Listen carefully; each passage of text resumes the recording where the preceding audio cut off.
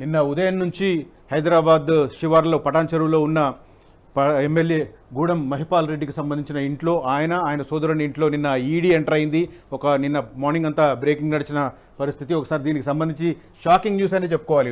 ఏకంగా 341 కోట్లు కొట్టేశారు అన్న హైలైట్ హెడ్డింగ్ కనిపిస్తుంది. గూడెం మహిపాల్ బ్రదర్స్కు ఈడీ షాక్, వెంటనే కట్టాలంటూ నోటీసులు, ఇళ్లు గ్రానైట్ పరిశ్రమల్లో సోదాలు, గతంలో జైలుకెళ్లొచ్చిన మధుసూదన్ రెడ్డి, భూగర్భ గనుల శాఖకు భారీగా సినరేజీ ఎగవేత, బినామీ పేర్లతో వ్యాపారం చేస్తున్నట్లు గుర్తించిన ఈడీ అంటూ మనకు డీటెయిల్స్ కనిపిస్తున్నాయి. ఒకసారి సెకండ్ పేజీకి వెళ్తే మరిన్ని వివరాలు చూడవచ్చు. ఇక్కడ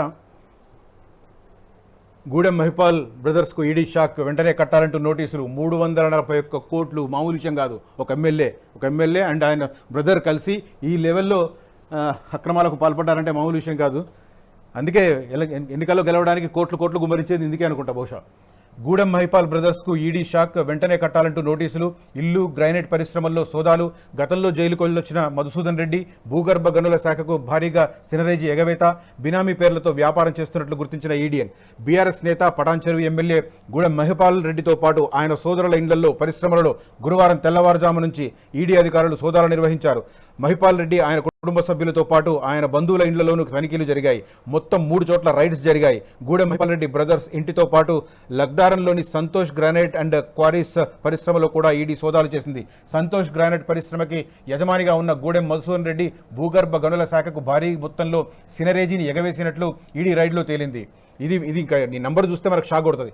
72.87 లక్షల మెట్రిక్ టన్నుల మెటల్ని తవ్వేసి కేవలం 8.48 లక్షల మెట్రిక్ టన్నులకే సినరేజీ చెల్లించినట్టు. అంటే ఆల్మోస్ట్ 10%, 90% దొబ్బేసి జస్ట్ 10%కు మాత్రమే లెక్కల్లో చూపించారు. ఇక్కడ నంబర్ చూస్తుంటే మాత్రం షాక్. ఇంత దొబ్బేసిన తర్వాత అమౌంట్ ఎంత వచ్చింది అంటే 341 కోట్లు పెండింగ్ పెట్టారనమాట.